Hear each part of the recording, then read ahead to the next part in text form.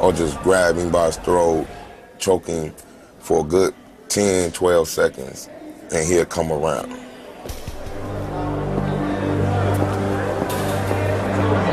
Many new inmates don't realize they're prey until it's too late. For inexperienced newcomer Scott Crandall, he knows just enough to be worried. It's his first week here. It's scary at first, just expecting the unknown. It's like walking into school for the first time, like into high school or something like that. High school is the world Crandall left behind. Just 2 years ago, he was in 10th grade, an ordinary kid from a good home. One night in December of 2004, his life drastically changed.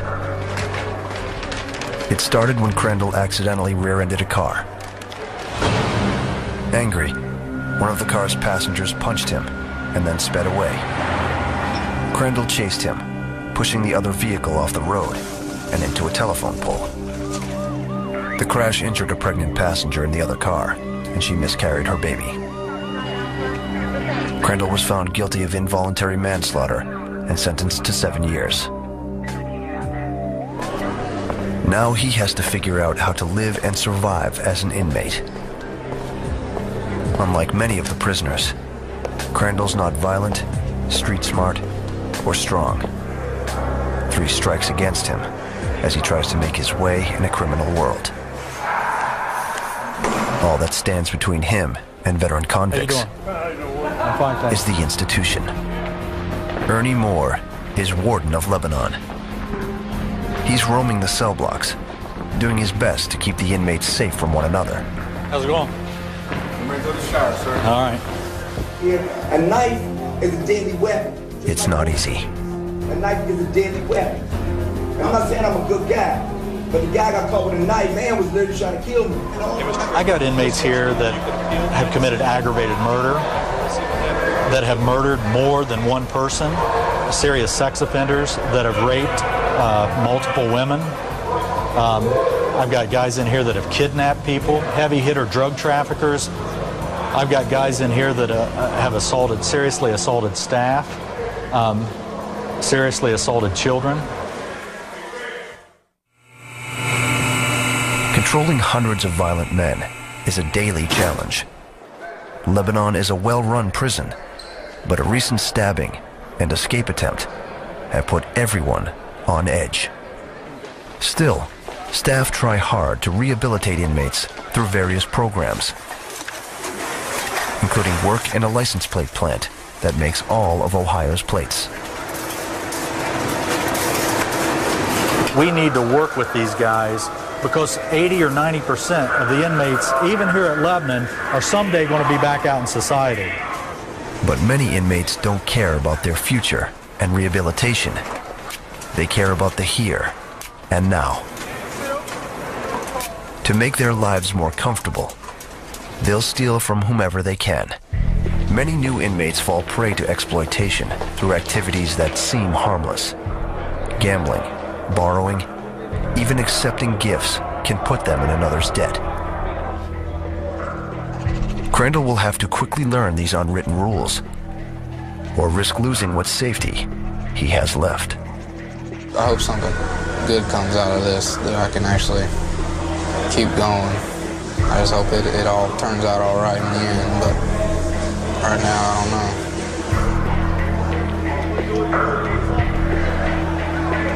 In addition to criminals who would shake him down for money, there are also sexual predators within these walls.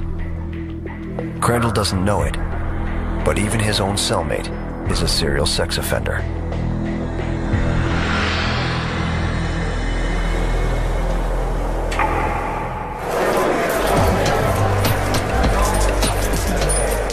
In prison, there are the predators, there are the prey. And there are the staff that try to keep them separate.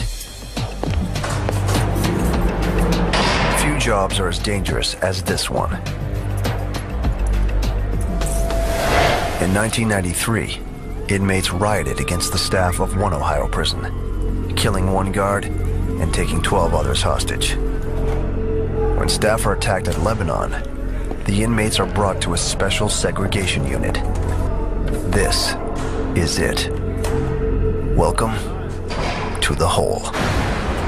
If Lebanon is a city made of criminals, then this is the neighborhood no one wants to call home. You all right? This young man right here said this is the slums. He said the food is cold, which is, I guess, is different in population. Yeah, see? He said it's dirty compared to... Spiders biting. And that's real. See? You hear what he said? Now, that's real. He's being real. You know what this would be? This would be the part of the city that nobody cares about. That when you get off the highway here, and you say to yourself, uh-oh, I got off at the wrong exit. That's what part of the city the hole is. Yeah, it's different. You know when you come in here, there's something different going on. That's right, baby, that's right. Sanford Whitlow has worked at the prison as a corrections officer, or CO, for 12 years. COs are probably the lowest form of law enforcement that everybody ever recognizes. They forget about you, but you're unsung heroes because you deal with all the people the world wants to forget about. Nobody want to talk about the truth. The guy who raped the kids and molested the kids over and over again, he thought about that. So now I got to deal with this guy every day, and I'm supposed to remain 100% professional, and he's supposed to be 100%, and we're supposed to get along. He's supposed to follow the rules. He don't care about the rules. So you got to take it to the edge on them a lot of times. But not all officers can stand up to the pressure. The convicts single them out for harassment and abuse. 23-year-old Justin Johnson will soon find out if he can cut it. Fresh from college with a degree in criminal science, he's about to be sworn in as one of Lebanon's newest officers. Johnson's considering a career with the FBI. He figures prison is a great place to study the criminal mind. I'm doing something good, you know. Society, really, they don't want these people around. That's why they're in prison. They've committed crimes. I keep them here. Officer Johnson, welcome aboard. Thank you.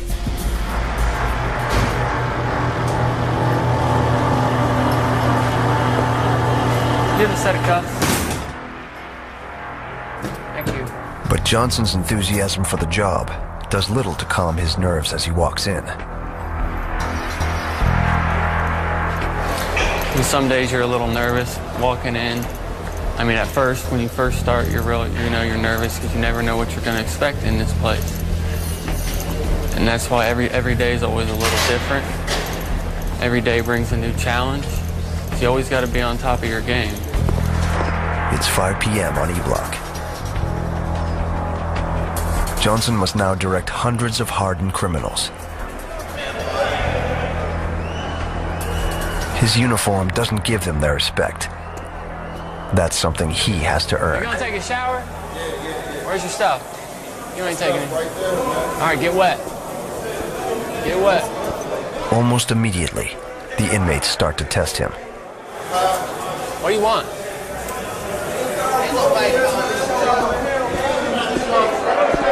He usually don't say nothing. He just walk by with his mouth shut, like he's scared or something. He usually don't too much say nothing. He don't do none of that. He putting on the show today. Let it out. These men are deadly, and this battle of wills is not a game. All right, so keep your head in your door, all right? Huh? Keep your head in your door. My hair, dog. Inmates, especially gang members like Darius Albert, have much to gain by undermining Johnson's authority. When a new CO come in, we judge him just by the way he look. If he look all soft and sweet voice, we like, oh, we got one. We're gonna have our way with him. CO like Johnson, the way he's smooth cut, and that's why most people don't respect him, because of the way he look and the way he act. Once you let a person, an inmate run over you, CO don't get no respect nowhere. We'll get a signal to our homies like, yeah, he cool, him. We're gonna do what we wanna do. Gangs try to manipulate weak guards through intimidation and extortion. There it is. Officers have even been forced into service running drugs. If he wants to work this beat, Johnson can't back down. Taylor, where are you going? They're definitely testing me a lot more being new. They yell at you, they cuss at you. You know, it is hard, you know, you're running around, you're trying to maintain the order. You're trying to do a whole lot of things at one time. And sometimes it does get a little overwhelming. Do me a favor, keep your head in your door. All right. Get your heads in your doors. More, get your head in your door. And the numbers are against him. E-Block has 220 prisoners and just 2 guards. The balance of power can quickly shift.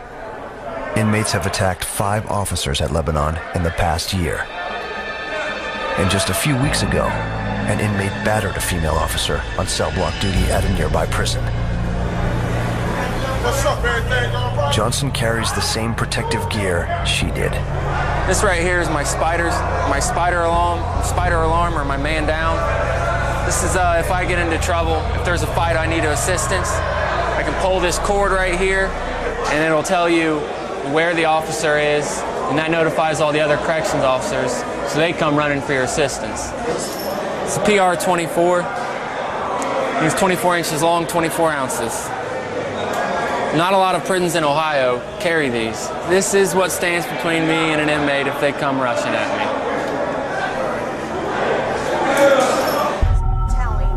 Scott Crandall is also feeling the pressures of his new home.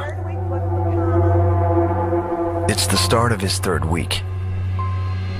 He's enrolled in GED classes, but they're not providing him the information he really needs, knowing whom to trust.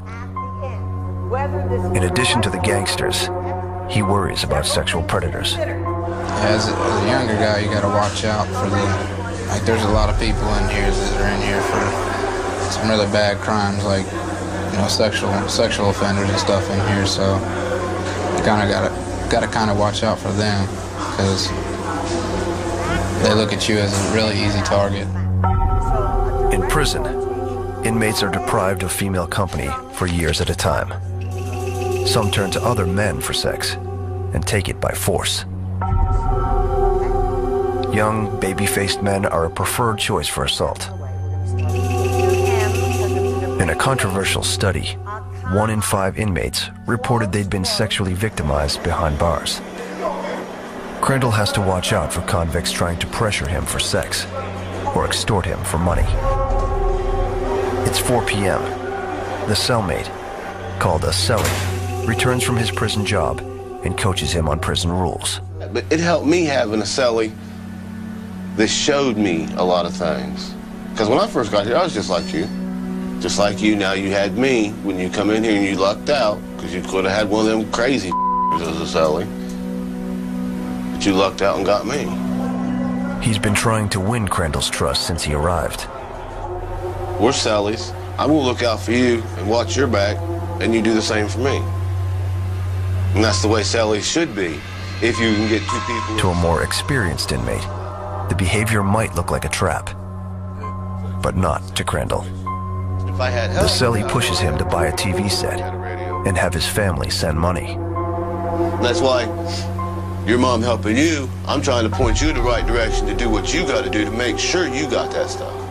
So that you're not in the same situation by not doing it while you got the chance that I was in when I got here.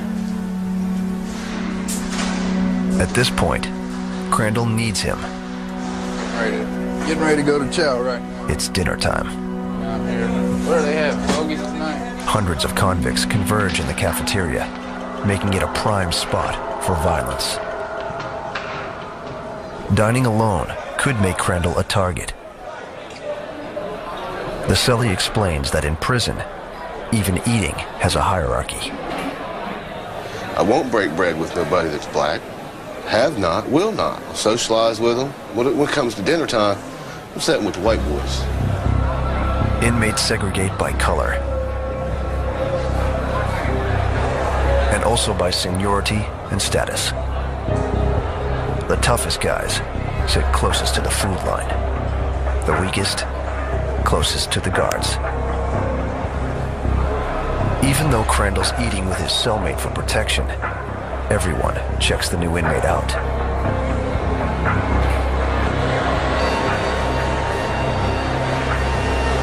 Sooner or later, Crandall will have to stand on his own and prove he can fend for himself.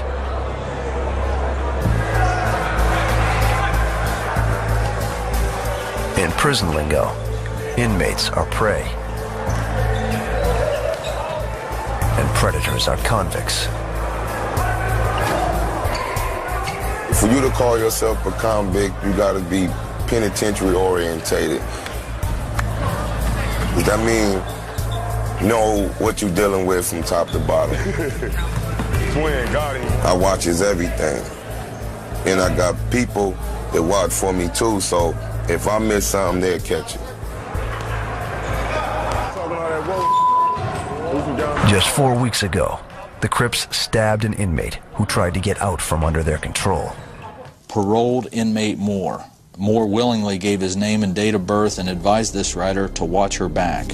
Now, Warden Moore and his staff are watching them closely. I do know inmate Albert. Albert is recognized, and we have him profiled as the leader of Crips at this prison. To stop Albert, the staff has to catch him breaking a rule, and that's hard to do. Typically, when you have a gang leader in a prison, very seldom do they get themselves in a position where they can be found guilty of some kind of rule violation. But the danger that they pose is the amount of respect, or for lack of a better term, authority that other inmates perceive them to have. Recently, the staff scoured the prison for weapons. They discovered hidden materials to make knives. Attacks have been on the rise across Ohio, and the warden is anxious to keep his prison safe. Now, he has just learned from a national agency that Crips across the country are planning riots. There's no time to waste.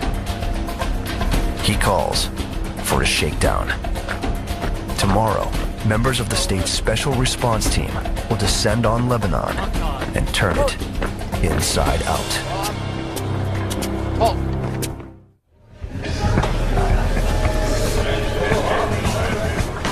It's 7 a.m. at Lebanon Prison. 150 members of Ohio's Special Response Team, or SRT, flood through the front door.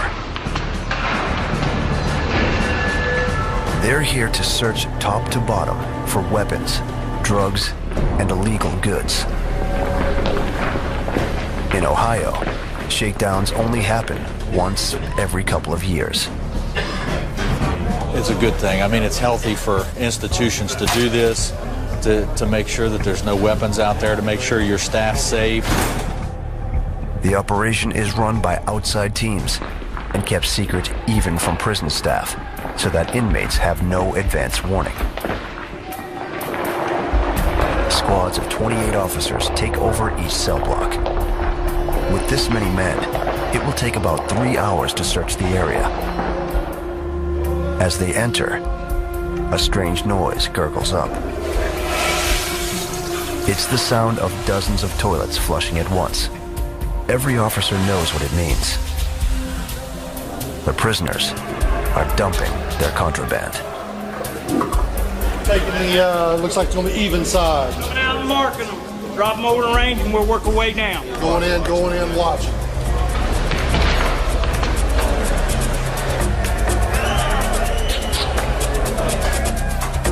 Officer Justin Johnson helps the SRT. First shakedown, I don't think it happens very often actually, so it's pretty nice to be involved in it. But Johnson struggles to assert his authority.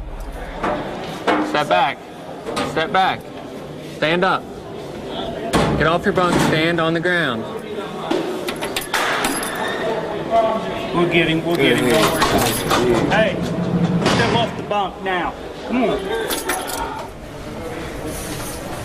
Two-man teams search each cell. They strip the inmates naked. All right, gentlemen, need to stand up one at a time. Take your clothes off. We'll do a routine strip search here. Hand me everything you want to come out of the cell wearing. The SRT dissect the cells, peering in bedposts, opening grates, and inspecting every item for hidden contraband. What are we looking for? Weapons, drugs. Let's put about gang paraphernalia. Major contraband. Even everyday items can become weapons.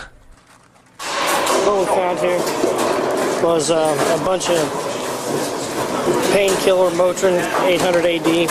This can also be used as a weapon to hit somebody. After the first wave of officers, a second special unit sweeps through. They're a gang investigation team, and they comb the cells for evidence of gang activity. Letters and symbols hidden in artwork tip them off. Anything that's related to a specific group, we take it as contraband, and then we can profile the individual if we have enough information. They're using the shakedown to create a database of every suspected gang member at Lebanon. Gang tattoos and branding give most of them away. Some of these men have joined gangs once in prison to gain protection and power. Dyricus Albert seems unconcerned about both the gang and weapons search. Basically, every shakedown, they don't find no weapons. It's easy to hide knives. The institution is too big, and it's too many items, and it's too easy to make a knife.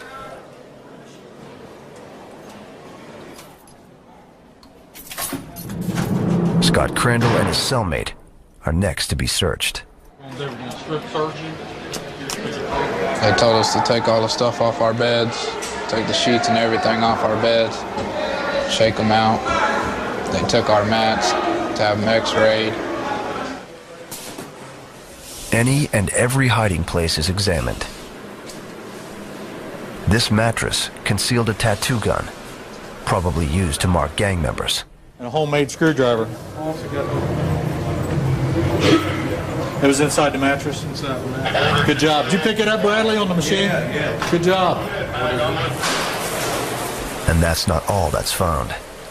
After 10 hours of exhaustive searching, the SRT have identified almost 100 new gang members and confiscated a small but sinister stash of contraband. From the menacing, They used to wrap up tight, come up behind somebody, and make a real nice choke tool, to the ingenious, hollow highlighters that are used to hold blades. They got a nice handle that fits comfortably in the hand. They've tightened it up so that it doesn't slip and slide, fits snugly, and you have the makings of a very nice shank, something that could certainly kill somebody. But remarkably, no actual knives are found. The biggest challenge for the prison isn't confiscating the weapons, it's stopping the criminal mind. And to stop it, first you have to understand it. Officer Johnson uses a conversation with Dyricus Albert to get a closer look at how the Crip leader thinks. What are you gonna do when you get out? Same thing. Same thing? I refuse to be a deadbeat dad. And I'd rather die trying to feed my son than not trying to feed him. Damn. I learned a whole lot. I mean, just talking with them, seems like their minds are totally different. They just think different than you and I. You know, why buy food when you can steal food? That's their thought. Crime is what they know. That's what they do. But Albert has his own reasons for talking to Johnson. If he can gain the officer's trust, he might have more leeway to run his criminal enterprise.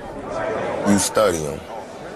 You take a CO and get to talking to him. You see what he like. So it's basically about the money. So we're not gonna put a CO in front of our money. We gotta make money. That gangsters started this. They don't say that, and that's the main thing is gangsters make the world go round. And it's true. The governor, the president, they got something to do with all that. I don't know about that. And they do. Johnson knows Albert probably has an agenda. But then, he hears something he doesn't expect from the leader of the Crips. The dude I killed, his mom supposed to come see me. And we supposed to talk about it and stuff. He reveals that a year ago, he agreed to participate in a program that allows victims to confront the criminals that hurt them. I'm not doing this for my health. I'm doing this for you to give you closure, so you more your son better. But you sitting here throwing. Albert's motivation is unclear, but meeting the mother of the man he killed will prove much harder than he thinks. In the 4 weeks since his arrival at Lebanon, little has changed for Scott Crandall. He's yet to become one of them. They're making fun of you bad, Holmes.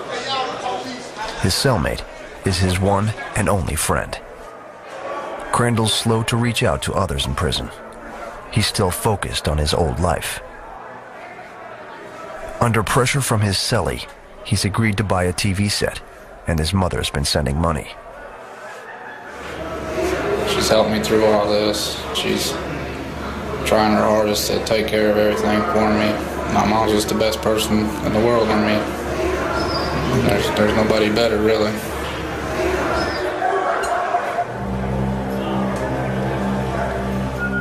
Today, Crandall gets to see her. All right? Yeah. Everything going okay? Mm-hmm.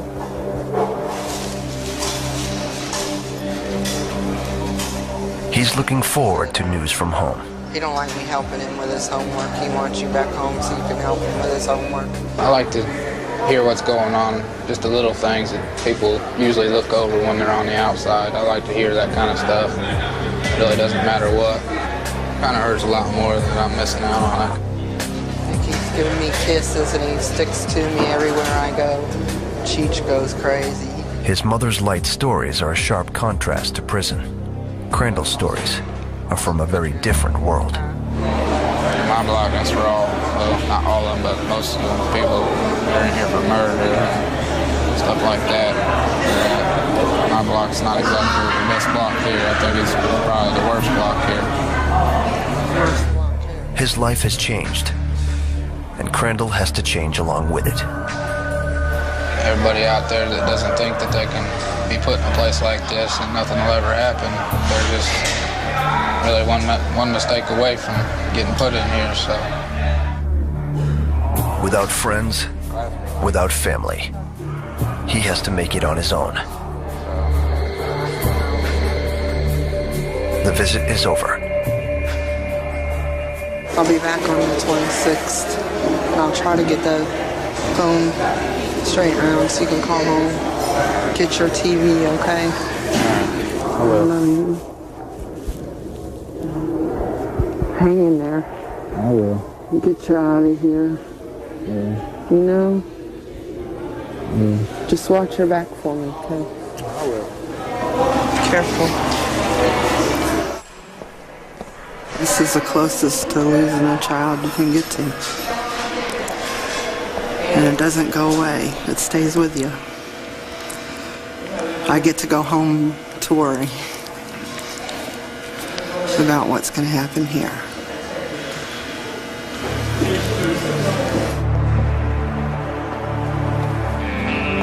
Crandall decides to focus on his new life, the one behind bars.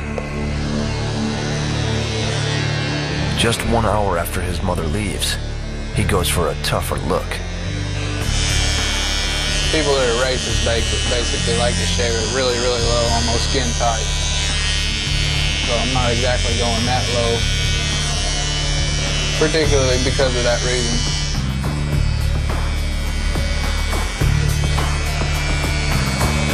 On the outside, I was known as Scott.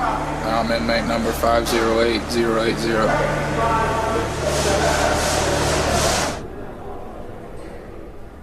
Convicts know it's critical to appear confident. But right now, the leader of the Crips is nervous. In a few hours, Darius Albert will face his victim's mother and widow. Confronting the consequences of his crime is proving harder than he imagined. I feel it's going to be very emotional and uptight, but I just hope I'll be able to relax and answer the questions the way she want them, and I hope I give them what they came for.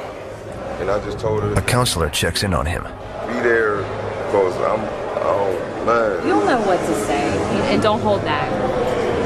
Yeah, that's the only question I truly don't want to answer is why. That's the one that's bothering me. That's what's beating my head up is when she say why. And that's something only you can give her the answers, and it's up to her what she does with those answers. Okay? Yeah, you're right. There's no turning back now.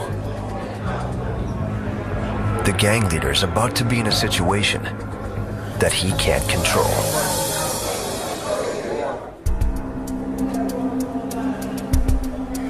As the meeting grows closer, Darius Albert struggles to keep his composure. The day about basically closure and getting an understanding of the crime I committed. Nervous. I feel really nervous. The expression of the family's face when they see me. And how I'm gonna say when I'm gonna say it. Just shocked. A crazy feeling. His victim's mother is waiting nearby, ready to confront him. I wanted him to know the depths of our pain, because it's a pain that a mother cannot really describe and can't put into words. You know, it's like part of her heart has been ripped from her body. My heart is still breaking inside. 6 years ago, Albert murdered 27-year-old Albert Levon Lipford over a drug deal gone bad.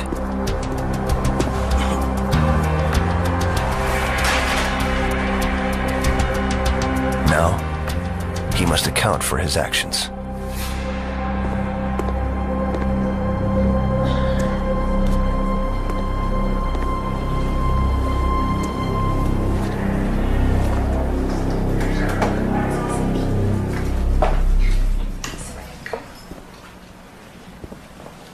Shirley Burney lays eyes on her son's killer for the first time. Okay, I'm kind of nervous right now. Mr. Darius, I'm sitting here writing this letter, trying to put into words how I'm feeling, with so much agony. I hope you don't mind me calling you by your first name. My son's first name is Albert.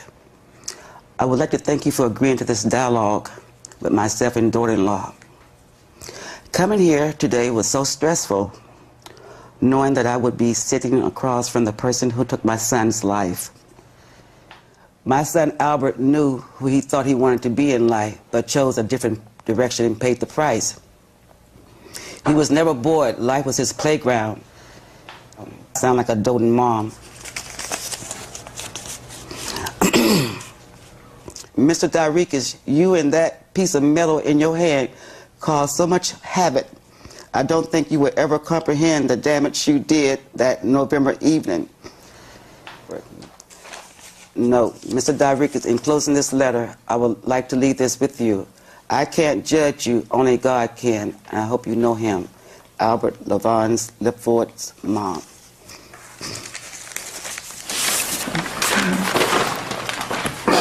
It's okay. The mother and widow console one another.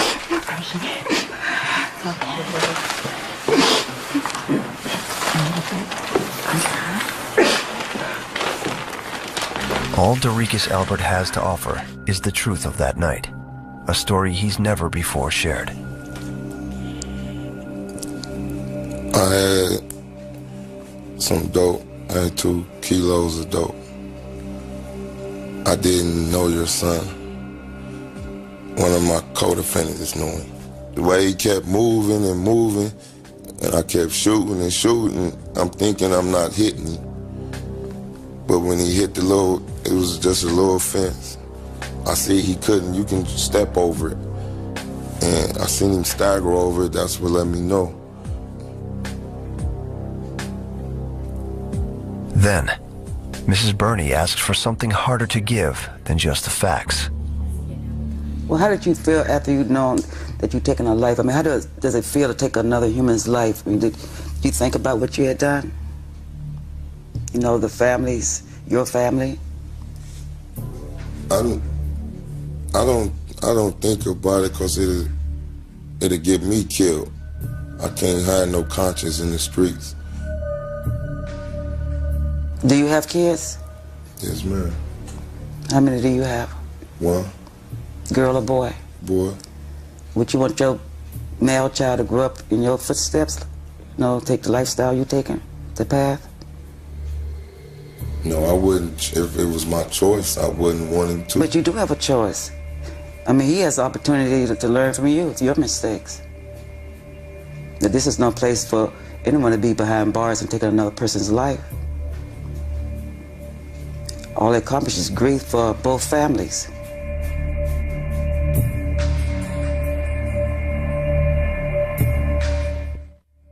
I know I can't ask you to forgive me, or I can't say I'm Excuse sorry. me, I want to cut you off right there. I forgave you a long time ago. That was my healing process. So I forgave you. I didn't forgive your act, but I forgave you as a person. It's a gift Albert has no right to expect. I appreciate that. It's good knowing that. But I know I can't say I'm sorry enough. And I wish I could take it back. Just you being here did a lot for her and I both. You know, because you didn't have to agree to this dialogue, but you did, you know. And we both want to thank you for speaking and being here. All right, thank you. You take care of yourself, you hear? You too, man. Seriously. And try to raise that boy of yours. Thank you.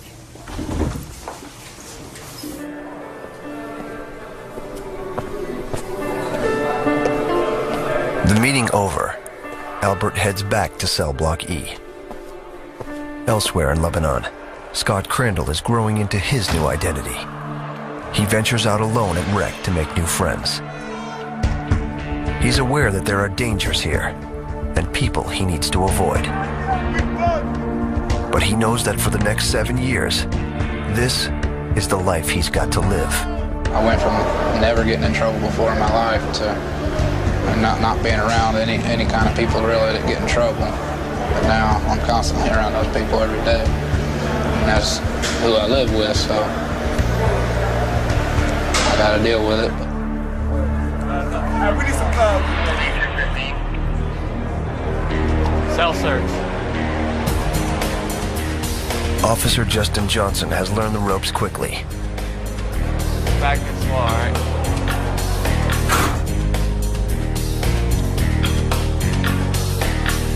3 months into his new job, he's established his authority. And he's not afraid to use it. Found it in your bedpost. You don't know what it is, huh? Right. You did a good job. You found it. Issue a conduct report. And at first, you know, you really don't know what to expect, so you're not very confident at all. But as every day goes by, you learn more, and you do become more confident. You smoking in here? Sure smells like it.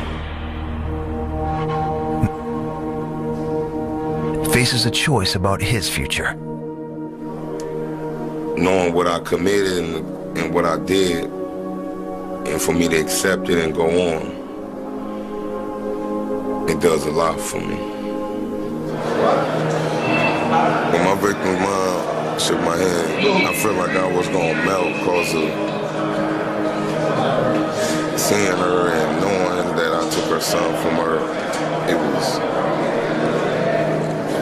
my knees, I feel like I was gonna buckle. It made me think about my son and what I was going through.